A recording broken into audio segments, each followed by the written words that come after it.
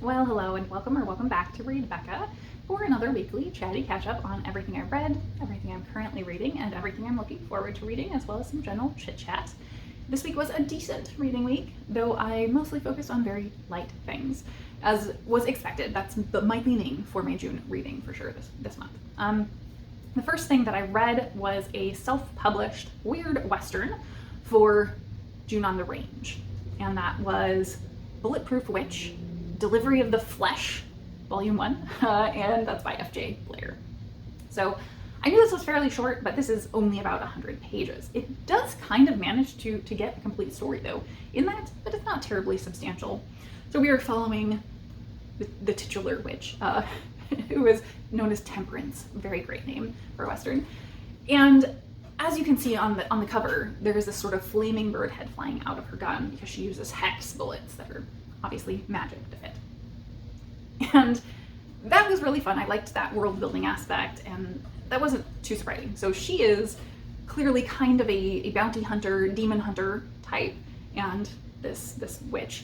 But she's also the descendant of kind of a very big name, famous demon hunter. And so there's this big weight on her shoulders over that fact. And we didn't dive too much into that, but I am assuming that's going to be a huge piece of the trajectory of this story, is the expectations about her lineage. So this particular story is very straightforward and kind of tropeful. It's the bounty hunter kills a demon and goes to collect on the bounty, and in the small rural town that she's in, they can't pay her, of course. And so they go, yeah, you can go collect on the bounty in the city, but while you're headed over there, we also could use you to escort this prisoner, help out with the escort of this prisoner. So I'm assuming that's the reason for delivery of the flesh, is that they're delivering a prisoner who also happens to be demonic. And so that's about all there is to the story. It's over the course of this journey, learning more about the world building, and that's kind of how we flesh out the magic and the world over the course of fumbling through that journey of the threats that they face on the journey, and why you would need an escort, of course.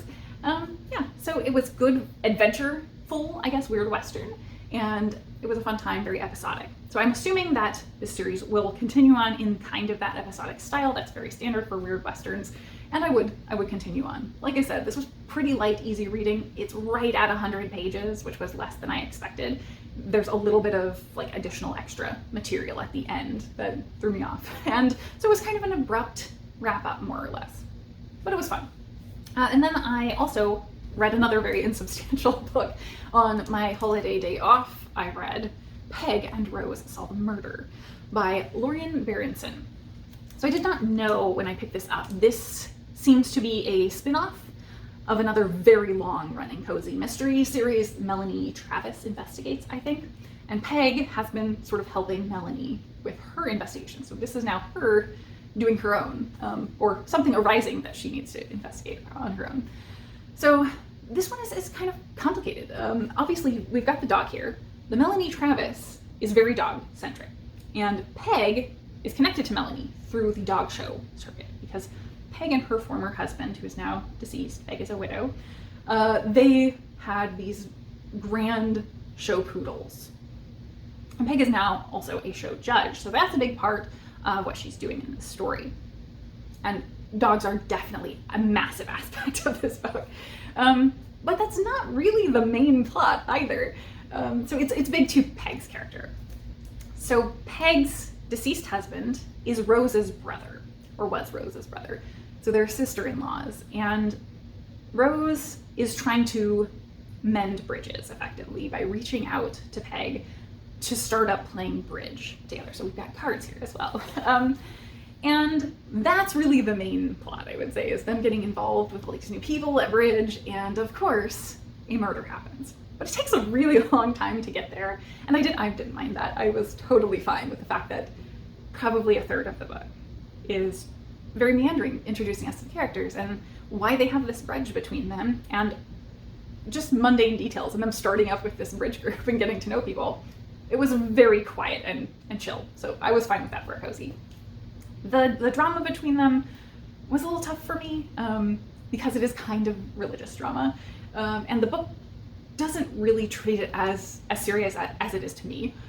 So Rose is a former nun in her younger years, and she is now married to a former priest as well. So she has left the convent, but has not left the religion.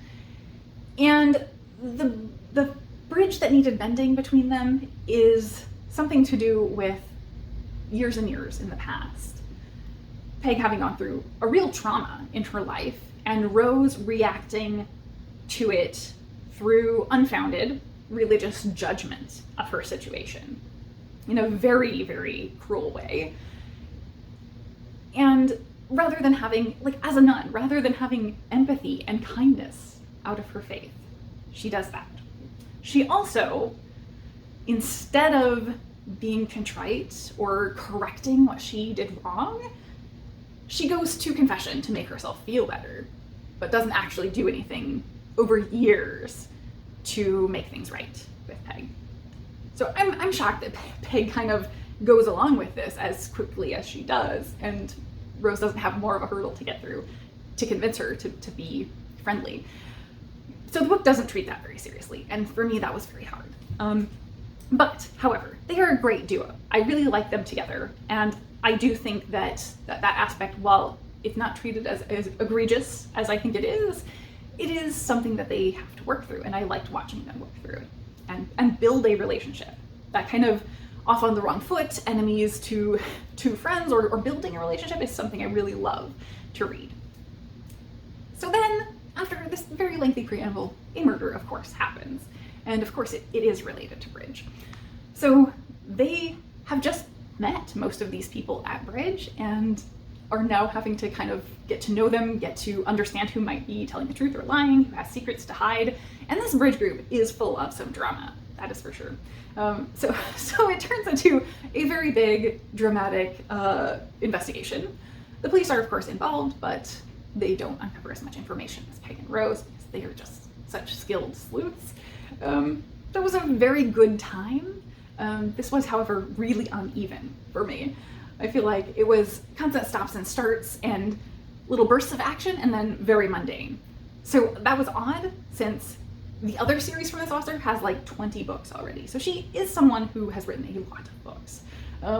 But yeah, it was very uneven, but I was not bothered by it because this was a cozy mystery good time, more or less, and I got out of it what I was looking for. I do also have to say, so this was probably the biggest takeaway for me. Laurien Berenson is an Agatha and McCavity nominee and 4-time winner of the Maxwell Award, presented by the Dog Writers Association of America. So there is not only a Dog Writers Association of America, but they have an award. So I went and looked at it. This is a massive award in terms of the scope. They have so many categories, everything from multiple categories across newspapers, magazines, fiction and nonfiction, all kinds of different, I guess, formats and types, things like humor writing or blog posts. And in the fiction category, it is very clear that cozy mysteries are quite well represented. But I would say a lot of what happens in here, I understood why she won, because Peg does go through the process of dealing with dogs a lot, not just in the show arena, but also there is kind of a training situation with a dog that was handled really, really well, and I appreciated that became kind of a prolonged thing through the story. And so I definitely saw that represented and could understand why she had won that award a couple times. So it was very interesting. But yeah, I had a good time with this. It was another kind of insubstantial read, but I enjoyed it. And then the things that I have in progress. So I'm still working on Wicked, about halfway through, and I have started Your Driver is Waiting by Priya Guns. And I'm sure that will not be all I read this week, but we will see. We will see what I get through.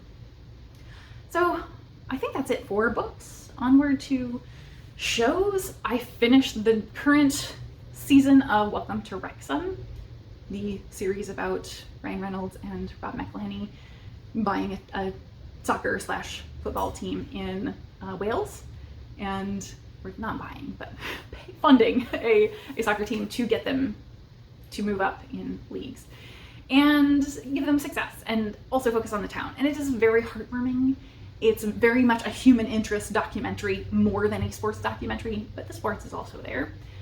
And of course, you could totally like spoil yourself because all of the soccer has actually happened already quite a while before the show, but I don't really follow Euro football, soccer.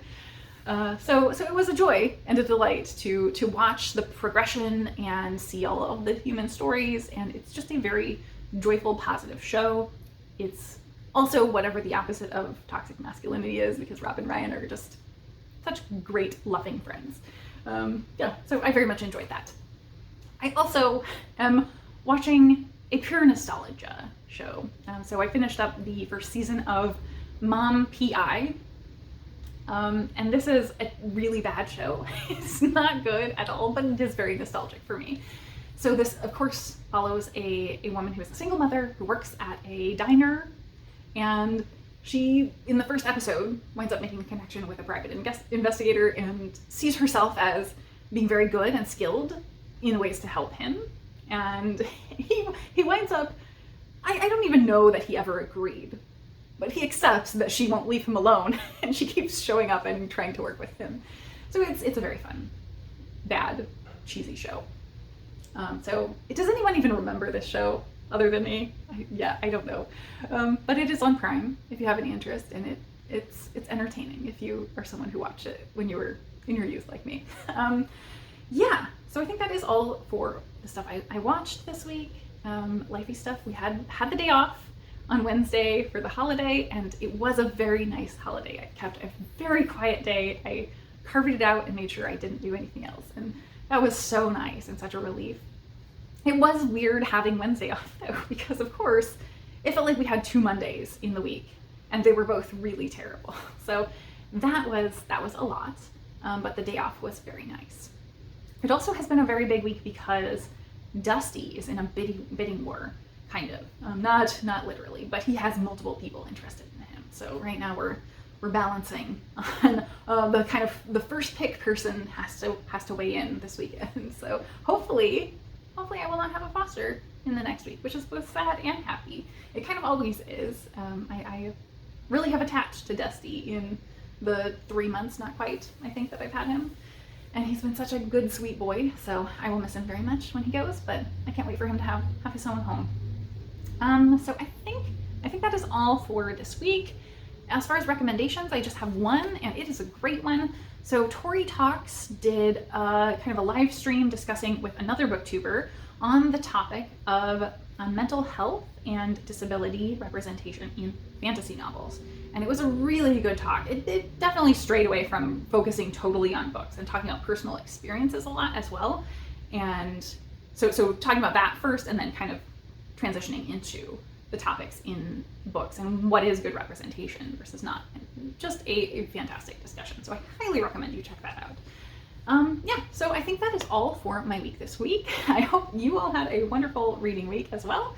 And thank you so very much for watching.